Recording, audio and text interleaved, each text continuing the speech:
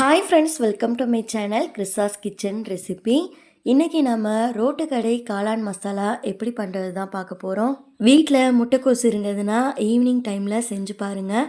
ரொம்ப ரொம்ப நல்லாயிருக்கும். வீட்டில் இருக்கிறவங்களும் விரும்பி சாப்பிடுவாங்க. இப்போ வாங்க இந்த ரெசிபி எப்படி பண்ணுறதுன்னு பார்க்கலாம். இந்த ரெசிபி பண்ணுறதுக்கு நான் 1/4 கிலோ அளவுக்கு முட்டைக்கோஸை நல்லா பொடியாக கட் பண்ணிவிட்டு க்ளீன் பண்ணி எடுத்து வச்சுருக்கேன். உங்ககிட்ட சாப்பர் இருந்ததுன்னா அதில் போட்டு நல்லா பொடியாக கட் பண்ணி எடுத்துக்கோங்க.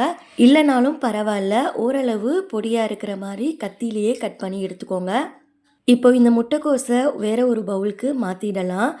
முட்டைக்கோஸை நம்ம பக்கோடா மாதிரி பொரித்து எடுத்துக்க போகிறோம். பைண்டிங்காக 1 கப் அளவுக்கு மைதா சேர்த்துக்கோங்க.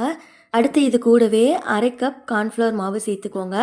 கார்ன்ஃப்ளவர் மாவு இல்லை அப்படின்னா நீங்கள் அரிசி மாவு கூட பயன்படுத்திக்கலாம். தேவையான அளவுக்கு உப்பு சேர்த்துக்கோங்க. 1 டீஸ்பூன் இஞ்சி பூண்டு விழுதை ஃப்ரெஷ்ஷாக சேர்த்துக்கோங்க. அடுத்து 1 டீஸ்பூன் காஷ்மீரி மிளகாய் தூள் சேர்த்துக்கோங்க. இது கலருக்காக தான் சேர்த்துருக்கேன். இது இல்லைனாலும் பரவாயில்ல, ஸ்கிப் பண்ணிக்கலாம். 1/2 டீஸ்பூன் தனி மிளகாய் தூள் சேர்த்துக்கோங்க. 1 டீஸ்பூன் கரம் மசாலா சேர்த்துக்கோங்க. இதையெல்லாம் சேர்த்ததுக்கப்புறமா கையிலேயே நல்லா கலந்து விட்டுக்கோங்க. முட்டைக்கோஸில் லைட்டாக ஈரப்பதம் இருக்கும், அதனால் கையில் முதல்ல இந்த மாவை நல்லா கலந்து விட்டுக்கோங்க. அதுக்கப்புறமா இதில் கொஞ்சம் கொஞ்சமாக தண்ணி தெளித்து விட்டு நம்ம கலந்து விட்டுக்கலாம். தண்ணி சேர்க்கும் போது ஒரேடியாக சேர்க்காமல் கொஞ்சம் கொஞ்சமாக தெளித்து விட்டுட்டு அதுக்கப்புறமா மாவை நல்லா பிசைஞ்சு விட்டுக்கோங்க. ரோட்டு கடை காளான் பார்த்திங்கன்னா முட்டைக்கோஸ் வச்சு தான் செஞ்சுருப்பாங்க. ஆனால் நம்ம சாப்பிடும்போது அதில் முட்டைக்கோஸ் தான் சேர்த்துருப்பாங்கன்னு கொஞ்சம் கூட தெரியாது. ரொம்பவே நல்லாயிருக்கும். முட்டைக்கோஸை இது மாதிரி நல்லா பொடியாக கட் பண்ணிட்டு சேர்த்துக்கோங்க. அப்போ தான் நம்ம சேர்த்துருக்கிறது முட்டைக்கோஸ்னே தெரியாது. இப்போ பாருங்கள், மாவை நம்ம நல்லா பிசைஞ்சு எடுத்தாச்சு. இதை ரொம்ப டைட்டாலாம் பிசைஞ்சிடக்கூடாது. இது மாதிரி லூஸாக நம்ம கிள்ளி போடும்போது பக்கோடா மாதிரி விழணும். இது மாதிரி பிசைஞ்சு எடுத்துக்கோங்க. அப்போ தான் நமக்கு எண்ணெயில் போட்டு பொரிச்சு எடுக்கும்போது மேலே நல்ல மொறுமொறுனும் உள்ளே சாஃப்டாகவும் இருக்கும். இப்போது எண்ணெய் நல்லா சூடானதுக்கப்புறமா அடுப்பை மிதமான தீயில் வச்சுட்டு இந்த மாவை கொஞ்சம் கொஞ்சமாக கிள்ளி போட்டுக்கோங்க. கடாயோட சைஸை பொறுத்து எவ்வளோ உள்ளே சேர்க்க முடியுமோ சேர்த்துட்டு அடுப்பை மீடியம் ஃப்ளேம்லேயே வச்சுட்டு இதை நல்லா வேக வச்சுக்கோங்க. இதை சேர்த்ததுக்கப்புறமா உடனே கலந்து விடாமல் 1 நிமிஷத்துக்கு அப்புறமா நல்லா கலந்து விட்டுக்கோங்க. இது நல்லா வெந்து எண்ணெயோட சலசலப்புலாம் கம்மியானதுக்கப்புறமா இதை நம்ம வெளியில் எடுத்துக்கலாம். இப்போ பாருங்கள், எண்ணெயோட சலசலப்பும் கொஞ்சம் குறைஞ்சிருக்கு. மேலே நல்லா மொறுமொறுன்னு இருக்க மாதிரி இருக்குது பாருங்கள். இப்போ நம்ம இதை வெளியில் எடுத்துடலாம். உங்களுக்கு எடுக்கும் போதே தெரியும், நல்லா மொறுமொறுன்னு இருக்கும். இதை வெளியில் எடுத்ததுக்கப்புறமா பிளேட்டில் டிஷ்யூ பேப்பர் போட்டுட்டு வச்சுடுங்க. எக்ஸ்ட்ரா எண்ணெய் இருந்தாலும் இழுத்துடும். இதே மாதிரியே பேலன்ஸ் இருக்க முட்டைக்கோசையும் எண்ணெயில் போட்டு பொரிச்சிட்டு ரெடியாக எடுத்து வச்சுக்கோங்க. இப்போ பாருங்கள், நம்ம முட்டைக்கோஸ் எல்லாத்தையுமே பொரித்து எடுத்தாச்சு. இது முழுமையாக ஆறுனதுக்கப்புறமா கையிலேயே இது மாதிரி சின்ன சின்னதாக கிள்ளி எடுத்துக்கோங்க. இந்த பக்கோடா பார்த்திங்கன்னா ரொம்ப ரஃப்பாலாம் இருக்காது. மேலே நல்ல மொறுமொறுன்னு இருக்கும், உள்ளே சாஃப்டாக தான் இருக்கும். நமக்கு பிச்சு போடுறதுக்கும் ஈஸியாக தான் இருக்கும். எவ்வளோ சின்னதாக பிச்சு போட முடியுமோ இது மாதிரி பிச்சு போட்டுக்கோங்க. இதை அப்படியே கூட சாப்பிடலாம், ரொம்பவே நல்லாயிருக்கும். இப்போ பாருங்கள், எல்லா பக்கோடாக்களையும் இது மாதிரி சின்ன சின்னதாக கட் பண்ணி ஒரு பிளேட்டில் நான் எடுத்து வச்சுருக்கேன். இதே மாதிரியே கட் பண்ணிவிட்டு ஒரு பிளேட்டில் நீங்கள் எடுத்து வச்சுக்கோங்க. இப்போ இது ஒரு உரமாக இருக்கட்டும்.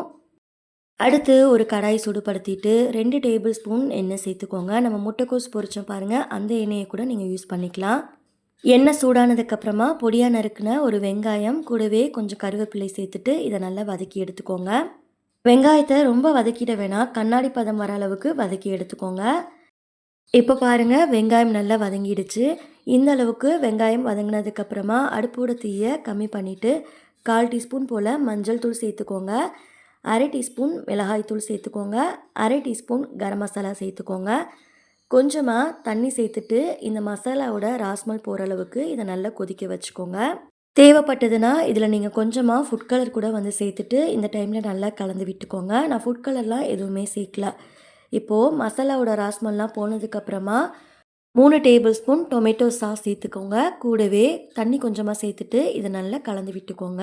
உங்ககிட்ட ஒருவேளை டொமேட்டோ சாஸ் இல்லை அப்படின்னா 2 தக்காளியை மிக்சியில் சேர்த்து நல்லா ஃபைனாக அரைச்சிட்டு அதுக்கப்புறம் சேர்த்துக்கோங்க. இப்போது இந்த காளான் மசாலாவுக்கு திக்னஸ் கொடுக்கறதுக்காக பவுலில் 2 டேபிள் ஸ்பூன் கார்ன்ஃப்ளவர் மாவு சேர்த்துட்டு கொஞ்சமாக இதில் தண்ணி சேர்த்து கட்டி இல்லாமல் நல்லா கலந்து விட்டுக்கோங்க. இதை நல்லா கலந்ததுக்கப்புறமா நம்ம இதில் சேர்த்துடலாம். கார்ன்ஃப்ளவர் மாவு சேர்த்துருக்கிறதால இது கொஞ்சம் கொஞ்சமாக திக்காக ஆரம்பிக்கும். இதை ஒரு டைம் நல்லா கலந்து விட்டுட்டு உங்களுக்கு தேவையான அளவுக்கு இதில் தண்ணி சேர்த்துக்கோங்க. இப்போ பாருங்க நல்லா திக்காக ஆரம்பிச்சிருக்கு. இந்த அளவுக்கு திக்கானதுக்கப்புறமா இதில் தண்ணி சேர்த்துக்கலாம். தண்ணியோட அளவு பார்த்தீங்கன்னா, உங்களுக்கு காளான் மசாலா கொஞ்சம் திக்கா வேணும் அப்படின்னா, நீங்கள் 1 கப் அளவுக்கு சேர்த்துக்கோங்க. இல்ல கொஞ்சம் தண்ணியா இருக்கிற மாரி தேவைப்படுதுன்னா, தண்ணி கூட எக்ஸ்ட்ரா சேர்த்துக்கலாம். இப்போ தண்ணி சேர்த்து நல்லா கொதிச்சதுக்கப்புறமா, நம்ம இதில முட்டைக்கோஸ் வந்து பொரிச்சு வச்சுருந்தோம் பாருங்க, அத சேர்த்துடலாம். இந்த மசாலாக்கு தேவையான அளவுக்கு உப்ப முன்னாடியே சேர்த்துக்கோங்க. நான் வீடியோ வந்து ஷூட் பண்ண மறந்துட்டேன். முட்டைக்கோஸ் சேர்த்ததுக்கப்புறமா, அடுப்ப மிதமான தீயில வச்சுட்டு, இத நல்லா கலந்து விட்டுக்கோங்க. முட்டைக்கோஸ் சேர்த்து நல்லா கலந்து விடும்போது திக்காக ஆரம்பிக்கும். ஒருவேளை இந்த டைமில் உங்களுக்கு தண்ணி தேவைப்பட்டாலும் கொஞ்சமாக சுடுதண்ணியை வந்து சேர்த்துட்டு நல்லா கலந்து விட்டுக்கோங்க. கரண்டியை இது மாதிரி திருப்பிட்டு அழுத்தம் கொடுத்து நல்லா கலந்து விட்டுக்கோங்க. இது மாதிரி பண்ணும்போது முட்டைக்கோஸில் மசாலாலாம் இறங்கி சாப்பிட்றதுக்கு ரொம்பவே நல்லாயிருக்கும். இப்போ பாருங்க நம்ம நல்லா கலந்து விட்டாச்சு. மசாலாலாம் எல்லா பக்கமும் படுற மாதிரி இது மாதிரி கலந்து விட்டுக்கோங்க. இப்போது ஸ்டவ் ஆஃப் பண்ணிவிட்டு இதை சர்வ் பண்ணிக்கலாம். அவ்வளோதான் பாருங்க. ரோட்டு கடை காளான் மசாலா சூப்பரா தயாராயிடுச்சு. இத நம்ம முட்டைக்கோஸ்ல தான் செஞ்சிருக்கோம்னு கொஞ்சம் கூட தெரியாது. ரொம்பவே நல்லாயிருக்கும். கடைசியா இதில மேல கொஞ்சமா மல்லி இலை சேர்த்துக்கோங்க. நல்ல வாசனையா இருக்கும். பொடியா நறுக்குன வெங்காயம் கொஞ்சமா சேர்த்துக்கோங்க. உங்ககிட்ட கார்ன் சிப்ஸ் இருந்தாலும் எண்ணெயில போட்டு பொரிச்சுட்டு இது கூட வச்சு சாப்பிட்டு பாருங்க. ரொம்ப ரொம்ப நல்லாயிருக்கும். கார்ன் சிப்ஸ் இருந்தா சேர்த்துக்கோங்க. இல்லனாலும் பரவாயில்ல. ஸ்கிப் பண்ணிக்கலாம். இதில் சொல்லியிருக்கபடி அளவுகள் மாறாமல் நீங்களும் வீட்டில் ஒரு டைம் ட்ரை பண்ணி பாருங்கள்.